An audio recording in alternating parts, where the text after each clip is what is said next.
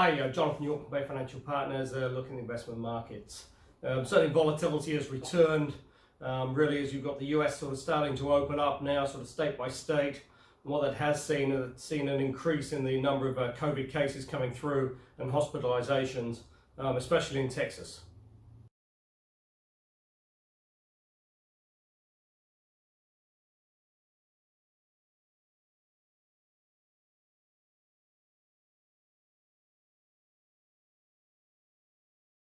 Now, obviously, that has led to sort of fears that potentially the US obviously hasn't got it under control, and that's clearly the case.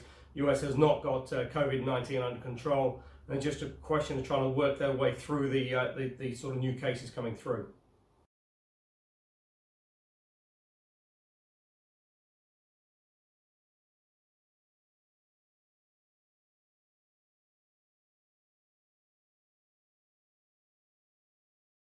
As discussed in the US by US Treasury Secretary Steven Mnuchin, it is not really an option to close down the economy for a second time.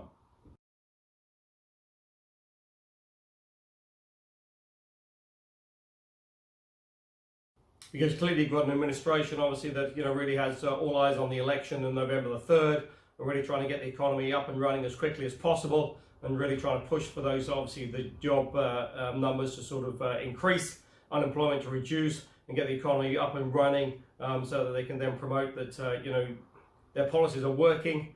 America is becoming great again, and hopefully that will get them re-elected.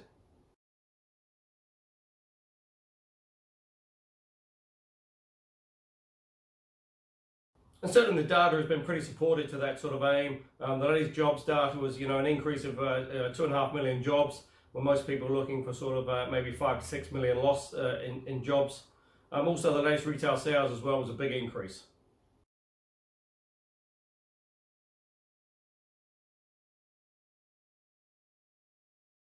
But obviously, potentially, you can look at that big increase and say, with the lockdown, and then shops gradually sort of reopening and online coming back online, there was a sort of pent up demand, and that's really just sort of come through the system.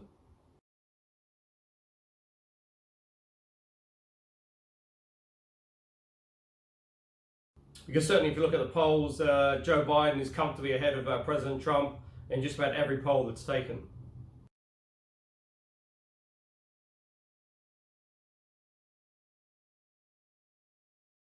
Indeed, one poll last week that was published from CNN had the bizarre consequences of the Trump campaign contacting the chairman of CNN and asking him to stop publishing that poll.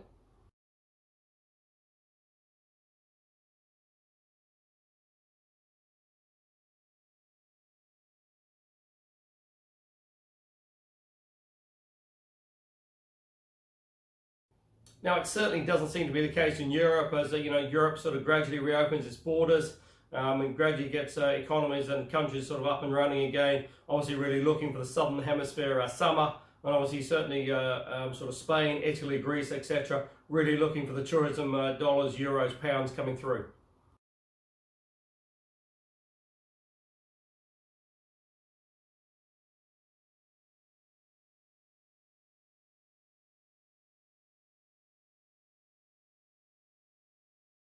But in those countries, you haven't really seen a huge sort of spike in cases.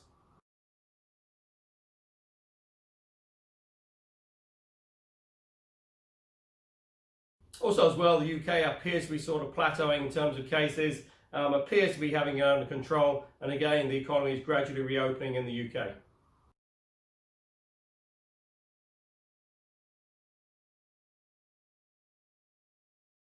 But obviously with COVID taking centre stage, it's almost sort of forgotten about that, you've still got a Brexit deal to negotiate, and it's just going to be interesting to see what happens as you sort of gradually get those up and running, those talks up and running.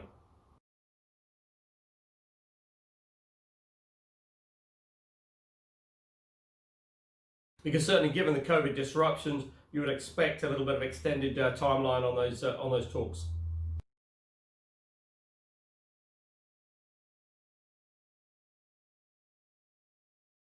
Now, as discussed here before, with the economy is gradually sort of opening up and sort of getting back up and running. Oil has increased. It's back up to around sort of $38 a barrel now, WTI. And again, that's really just on sort of increased demand coming through and helping to reduce some of those supply sort of backlogs.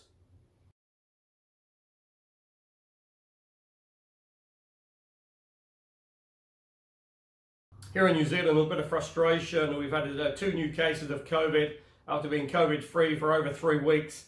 2 new cases have come to the fore for people coming in on compassionate leave.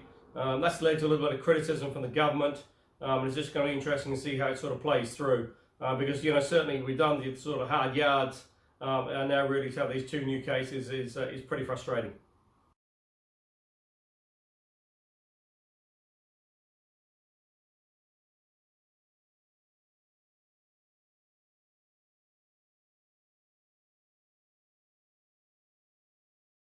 And coming up to end of KiwiSaver, and just make sure you've got those balances sort of up to date, and make sure you've made enough contributions to get that maximum tax credit. If you're unsure on what those numbers are, call us on 0800 867 323.